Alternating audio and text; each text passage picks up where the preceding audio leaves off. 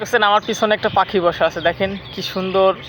ওরা দুষ্টমি করতেছিল, তো মাত্র কেবল এইখানে এসে ওই ওই দেখছেন আমার আঙ্গুলে এখানে দেখা যাচ্ছে এই যে। তো এখানে অনেক পাখি আছে। এখানে আপনার ধরেন এই যে আমাদের এই কোম্পানিতে বা এই পাহাড়ি অঞ্চলে আপনার অনেক পাখি পশু পাখি অনেক দেখা যায়। তো এখানে যে আপনার গুইসাপ, আমাদের ওইখানের ভাষায় গুইসাপ বলে, যা এখানে গড়িয়াল বলে। তো এক একটা গড়িয়ালের ওজন হবে প্রায় আপনার 7 কেজি 8 কেজি। এটা সাধারণত পাহাড়ি অঞ্চলের মানুষগুলা খায়, ঠিক আছে। তা আপনি দেখলে ভয় পাবেন যে এটাকে কুমির নাকি গড়িয়াল সাপ, ঠিক আছে। তো এই সাপ দেখি যে এখানে কিছু মানুষ এসে ধরে নিয়ে ওরা আপনার পুরাইয়ে কী চাকমারা খায়, ঠিক আছে। তো এই খাওয়ার যেমন তেমন, তো একদিনকে আমাকে বলতেছিল যে ভাই আমরা তো আজকে গড়িয়াল সাপটা ধরছি, আপনি কি আজকে খাবেন?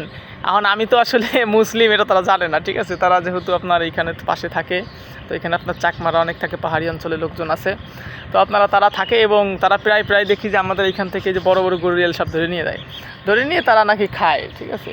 তো এই গড়িয়াল সাপ কীভাবে খায় এটা আমি আপনাদের একদিনকে দেখাবো, ঠিক আছে। আমি শুনছি নাকি প্রথমে গড়িয়াল সাপটা আপনার ওরা জবাই করে, ওরা গলার এখানে জবাই করার পর আপনার ওদের ছালটা আছে, ওদের ছালটা খুব মোটা, ওই ছালটা ওরা সারাইয়ে তারপর আপনার ওই পেটের নাড়ি বুড়ি ফেলাই দিয়ে তারপর নাকি হলুদ মশলা টশলা মাহাইয়ে ওরা রান্না করে, ঠিক আছে। এই রান্না করা খাবারটা আপনারা কে কে খাইতে ইচ্ছুক আমাকে জানাবেন, আমি ইনশাল্লাহ আপনাদের ঠিকানা বলে দেবো এবং আপনারা চলে আসবেন, আমি আপনাদের সেখানে খাওয়াইতে নিয়ে যাব, ঠিক আছে। এটা হচ্ছে গড়িয়াল সাপের রেসিপি। কেমন হবে খাইতে আপনারা কমেন্টে জানাবেন, আর আপনাদের যার খাওয়ার ইচ্ছা আছে আমাকে জানাবেন, আমি অবশ্যই আপনাদের খাওয়ার জন্য ব্যবস্থা করে দেবো।